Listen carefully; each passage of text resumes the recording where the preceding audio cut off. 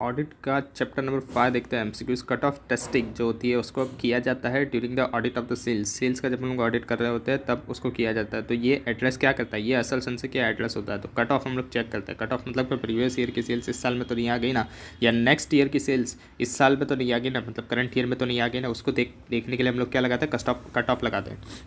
Question number 2 देखते हैं। Dash is possible obligation, क्या पॉसिबल ऑब्लिगेशन है जो कि अराइज होता है फ्रॉम द पास्ट इवेंट, जिसका एक्सिस्टेंस कंफर्म किया जाता है कब, जब वो अकर्ड होगा या तो वो नहीं अकर्ड होगा ऑफ वन और the more uncertain future event, एक या तो एक से ज़्यादा अनसर्टन फ्यूचर इवेंट के लिए, not होल्ली with in the control of the entity, और वो एंटिटी के कंट्रोल में भी नहीं होता। तो ये क्या होता है, तो कंटीजेंट लायबिलिटी होती है ये। क्वेश्चन नंबर 3 देखते हैं। विच of the following is not an example of the revenue expenditure, क्या रेवेन्यू एक्सपेंस का एग्जाम्पल नहीं है।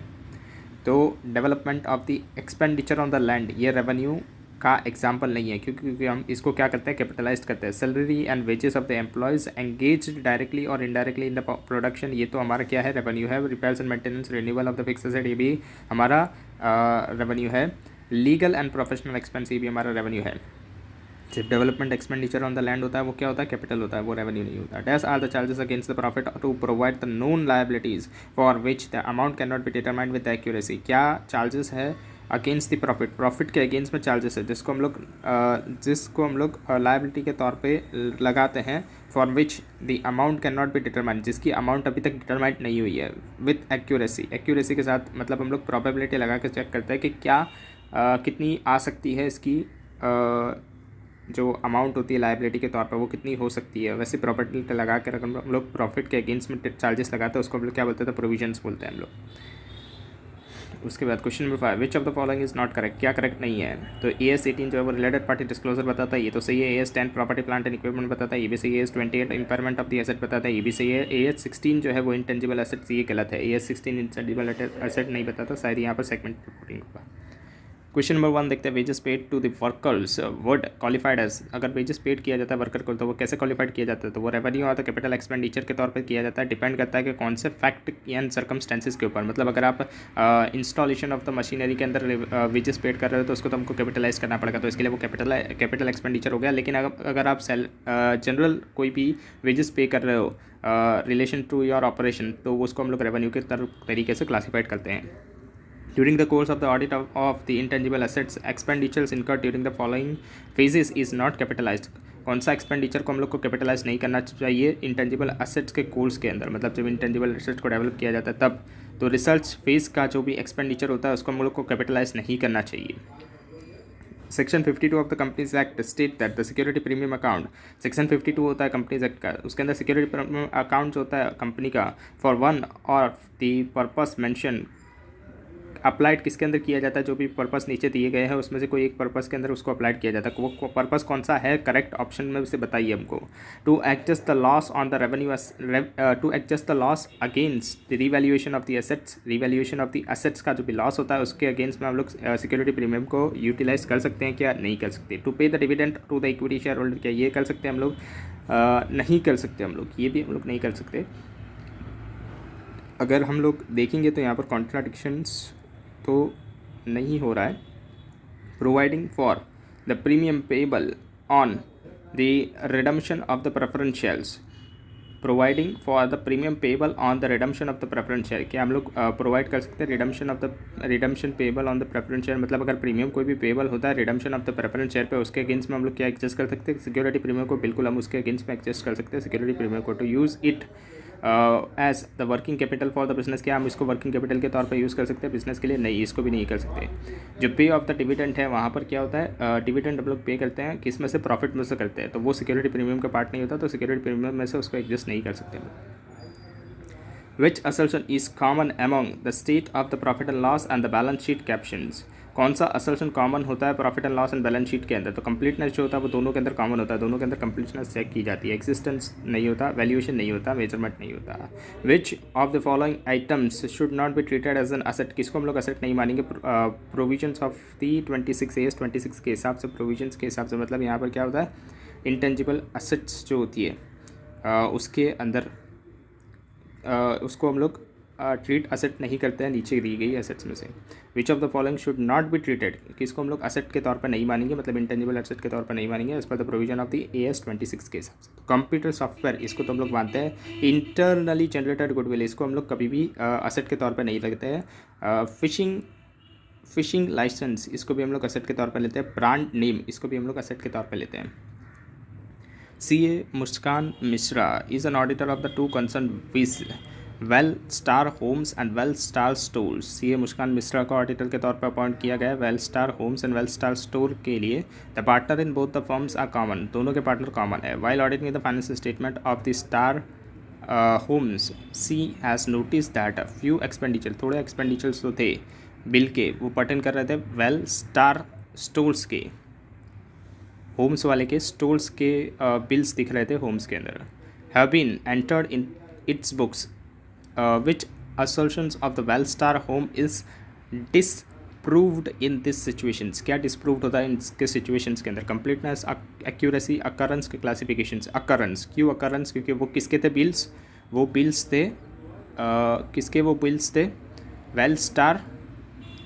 वेलस्टार स्टोर्स के बिल्स थे, जो कि किस में दिख रहे थे, वेलस्टार होम्स में दिख रहे थे। मतलब अकर कहाँ होना चाहिए था, ये वेलस्टार स्टोर्स में अकर होना चाहिए था, लेकिन कहाँ दिख रहा था, होम्स में दिख रहा था, इसलिए यहाँ पर अकरेंस की बात कही जा रही है। क्वेश्चन नंबर 7 देखते हैं। Direct confirmation procedures are the perform during the audit of the accounts receivable balance sheet to address the following balance sheet assertions. Direct confirmation procedure अगर हम लोग लगाते हैं अकाउंट रिसीवेबल बैलेंस के लिए, तो वो किसके लिए एड्रेस की जाती है बैलेंस शीट के अंदर, तो एग्जिस्टेंस बताती है वो कि हाँ ये जो अकाउंट रिसीवेबल दिख रहे हैं बैलेंस शीट के अंदर वो एग्जिस्ट करते हैं, इसीलिए हम लोग डायरेक्ट कंफर्मेशन लेते हैं। All the inventories units held by the audit entities and that should have been recorded have been recognised in the financial statements. जितनी भी इन्वेंटरी यूनिट्स थी जो कि ऑडिट एंटिटी की थी, वो सारी के सारे रिकॉर्ड की गई है एंड रिकॉग्नाइज की गई है फाइनेंशियल स्टेटमेंट के अंदर। ये असर्शन के अंदर क्या होता है, तो ये असर्शन कंप्लीटनेस बताता है। When which question number 9 which of the following is not correct, क्या करेक्ट नहीं है with respect to the inventory held by the company ABC limited in its balance sheet. क्या करेक्ट नहीं है जो भी इन्वेंटरी को लेकर कंपनी ABC लिमिटेड की बैलेंस शीट के अंदर। तो any inventory held by the third party on behalf of the company should not be included as a part of the inventory balance. कोई भी इन्वेंटरी जो थर्ड पार्टी के पास पड़ी है इस कंपनी की, तो उसको हम लोग को बैलेंस शीट के अंदर इंक्लूड नहीं करना है, ये गलत है, क्योंकि उसको हम लोग हमारी बैलेंस शीट के अंदर इंक्लूड करते हैं। मतलब ABC लिमिटेड की बैलेंस शीट के अंदर उस इन्वेंटरी को इंक्लूड की जाएगी जो कि थर्ड पार्टी के पास पड़ी है, जो कि ABC लिमिटेड की है। क्वेश्चन नंबर 10 देखते हैं। In preparing the financial statements the company's management makes the implicit और the explicit claims that is assertions regarding the completeness, cut off, existence, occurrence, valuations, measurement, right obligations and dash of presentation and disclosure of the assets and the liability, equity, income, expenses and disclosure in accordance with the applicable accounting standard। Rishabh limited earn कर रहा है profit of, ये थोड़ा यहाँ पर options दिए नहीं गए हैं, फिर भी हम लोग देख लेते हैं। Rishabh limited earn the profit of, Rishabh limited ने 115 करोड़ का प्रॉफिट कमाया 2023-24 के अंदर। ऋषभ लिमिटेड का प्रॉफिट एंड लॉस जो था वो 900 करोड़ का आउटस्टैंडिंग बैलेंस था इन इट्स बैलेंस शीट।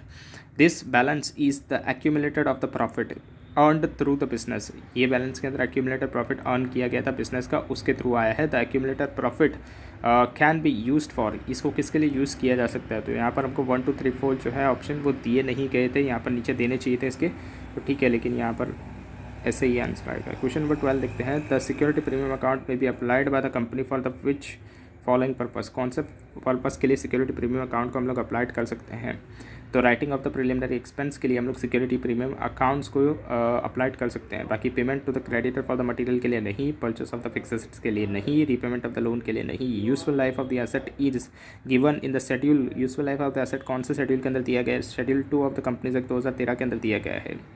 क्वेश्चन 14 देखते हैं। During the audit of the sales the auditor found that the recorded sales represent the goods which were ordered by the valid customers and were dispatched and invoiced in the period। the auditor is addressing which of the following assertion।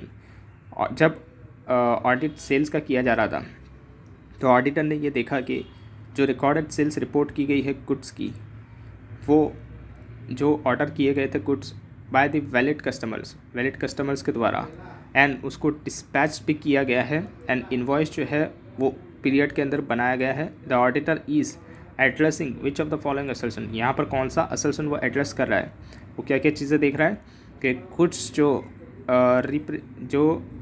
Record किए गए हैं, मतलब जो sales record की गई है उसके संदर्भ में जो गुड्स है वो ऑर्डर किए गए हैं वैलिड कस्टमर्स को, मतलब वैलिड कस्टमर्स हैं, उसको डिस्पैच किया गया है और इनवॉइस भी उसी पीरियड के अंदर ही बनाया गया है। ये सब क्या चेक कर रहा है वो, तो वो अकरेंस चेक कर रहा है। क्वेश्चन नंबर 15 देखते हैं। Statement 1, a capital reserve can never be utilised for writing down the fictitious asset और द लॉस। कैपिटल रिजर्व को हम लोग यूटिलाइज नहीं कर सकते हैं राइट डाउन करने के लिए फिक्टिशियस एसेट या the loss. Statement 2, the amount of the security premium or the capital redemption reserve account can be utilized only for the purpose of section 52 and 55 of the Companies Act 2013 respectively। ये जो amount है security premium and capital redemption reserve की, इसको utilise किया जाता है only for the purpose of section 52 and 55 of the companies act 2013 के हिसाब से। तो यहाँ पर स्टेटमेंट 2 ही सिर्फ करेक्ट है, क्योंकि कैपिटल रिजर्व्स जो है वो यूटिलाइज नहीं किया जा सकता for writing down the fictitious asset of the loss. ये गलत जवाब है, क्योंकि कैपिटल रिजर्व को तो हम लोग यूटिलाइज करते हैं फिक्टिशियस एसेट एंड लॉस को क्या करने के लिए, राइट डाउन करने के लिए। क्वेश्चन नंबर 16 देखते हैं। K limited is declared the wilful defaulter. K limited को विलफुल डिफॉल्टर घोषित कर दिया गया है स्टेट बैंक ऑफ इंडिया के द्वारा। Wilful defaulter here means, wilful defaulter का मतलब क्या होता है कि पर्सन जो इश्यूअर है हु और which categorised as a wilful defaulter, मतलब जो भी पर्सन या तो जो भी इश्यूअर है जो कि कैटेगराइज कर दिया गया है विलफुल डिफॉल्टर के तौर पे कोई भी बैंक या तो फाइनेंशियल इंस्टीट्यूशंस के द्वारा या तो कंसोर्टम, मतलब सब मिलकर इन सब के द्वारा। Therefore in accordance with the guidelines on the wilful defaulter issued by, guidelines किसके द्वारा दी जाती है, विलफुल डिफॉल्टर की, तो रिजर्व बैंक ऑफ इंडिया के द्वारा दी जाती है। क्वेश्चन नंबर 17 देखते हैं। Observing the inventory being counted and personally performing the test accounts to verify the counts is performed during the audit of the inventory balance to address the following balance sheet assertions. मतलब जब हम observe करते हैं inventory को, जब count की जा रही होती है, एंड पर्सनली जब हम लोग परफॉर्म करते हैं टेस्ट काउंट को, मतलब हम जाकर टेस्ट काउंट भी करते हैं, तो ये वेरिफिकेशन जो काउंटिंग का परफॉर्म किया जा रहा है इन्वेंटरी के बैलेंस को लेकर, ये कौन से असल्शन को एड्रेस कर रहा है, तो ये एग्जिस्टेंस के असल्शंस को एड्रेस कर रहा है। क्वेश्चन नंबर 1 देखते हैं। Search for unrecorded liabilities is perform during the audit of the current liability to address the following balance sheet assertions. जब हम लोग अनरिकॉर्डेड लायबिलिटीज़ जो कि परफॉर्म की गई है audit of the current liabilities के अंदर, तो हम लोग क्या एड्रेस करते हैं बैलेंस शीट के अंदर, तो ये क्या होता है, कंप्लीटनेस हम लोग देखते हैं कि कोई अनरिकॉर्डेड लायबिलिटीज़ तो रह नहीं गई ना, छूट तो नहीं गई ना रिकॉर्ड करने के लिए, तो वो क्या होता है, वो कौन सा असल्शन होता है जब हम लोग ये चेक कर रहे होते हैं, तो ये असल्शन को हम लोग बोलते हैं completeness. Financial statement of the company have been put up for the audit before the auditor. Financial statement जो थे कंपनी के, वो ऑडिटर के पास लाए गए ऑडिट करने के लिए। On going through the financial statement, जब वो फाइनेंशियल स्टेटमेंट को पढ़ रहा था, ही वांट्स टू वेरीफाई, उसको वेरीफाई करना था, some major bills debited in the machinery repairs account. Some major bills जो थे डेबिट किए गए थे रिपेयर मशीनरी के रिपेयर अकाउंट के अंदर, उसको वो देखना था। The purpose of it is to ensure that the bills are entered correctly. इसका पर्पस क्या था कि ये चेक करना कि जो भी बिल्स है वो करेक्टली एंटर किए गए हैं ना, एंड द क्लासिफिकेशन, और उसका क्लासिफिकेशन प्रॉपरली किया गया है ना। As regard the verification of the bills debited to the machinery repairs account identified what he intends to perform, क्या इंटेंशन है उसकी परफॉर्म करने की। तो टेस्ट ऑफ द ट्रांजेक्शन्स जो है वो उसकी इंटेंट है परफॉर्म करने की, वो टेस्ट ऑफ द ट्रांजेक्शन्स करके ये चेक करना चाहता है कि रिपेयर्स अकाउंट, मशीनरी के रिपेयर्स अकाउंट के अंदर जो भी डेबिट किया गया है बिल्स, वो चेक करना चाहता है, उसको करेक्टली किया गया है ना, करेक्टली प्रॉपरली क्लासीफाइड किया गया है ना, वो चेक करना चाहता है। तो ये हम क्या बोलेंगे, test of the transactions. Obtaining the trade receivables ageing report, जब ट्रेड रिसीवेबल ट्रेडिंग रिपोर्ट हमको मिलती है, and analyse and identified of the doubtful debt, और जब हम लोग उसमें से डाउटफुल डेट को आइडेंटिफाइड करते हैं during the audit of the accounts receivable balance to address the following balance sheet assertion. तो ये हम लोग क्या कर रहे होते हैं, तो वैल्यूएशन कर रहे होते हैं हम लोग, वैल्यूएशंस के अंदर हम लोग ये चेक कर रहे होते हैं। जय नम लिमिटेड शेयर कैपिटल कितना था 31 मार्च 2023 के दिन, 31 मार्च 2024 के दिन 50 लाख रुपए का था। The same was seen from the balance sheet presented by the management ने इस कैपिटल को बैलेंस शीट के अंदर प्रेजेंट किया था। The auditor should seek the return confirmation representations from, auditor को रिटर्न कन्फर्मेशन या तो रिप्रेजेंटेशन लेना पड़ेगा किसके पास से, dash the where no changes entities capital structure during the year, कोई भी चेंजेस नहीं हुए एंटिटी के कैपिटल स्ट्रक्चर के अंदर पूरे साल के अंदर। तो ये कंपनी सेक्रेटरी जो होता है उसके पास से ऑडिटर लेता है कि ऐसा कोई भी जो कैपिटल के अंदर चेंजेस नहीं होते, शेयर कैपिटल के अंदर चेंजेस नहीं हुए।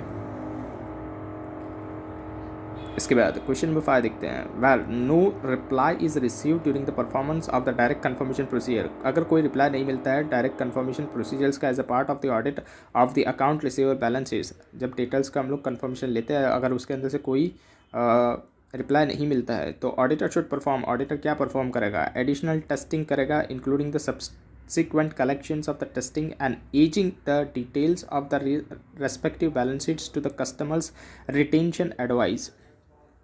एडिशनल टेस्ट लगाएगा जिसके अंदर क्या क्या होगा, सब्सटेंट कलेक्शंस मतलब जो बाद में पैसे आ गए हैं डिटेल्स के पास से वो चेक कर लेगा, एजिंग देख लेगा, एजिंग डिटेल्स देख लेगा, एजिंग मतलब कि कितने पीरियड के लिए डिटेल्स का क्रेडिट दिया गया था वो देख लेगा, respective balance to the customers remittance advice, respective balance customers remittance की एडवाइस मतलब जो उनका क्रेडिट पीरियड होता है उसके हिसाब से कितनी एडवाइस होनी चाहिए, मतलब कितना क्रेडिट पीरियड होना चाहिए उसकी एडवाइस दी गई होगी, वो एडवाइस भी चेक कर लेगा, कस्टमर रेमिटेंस एडवाइस भी।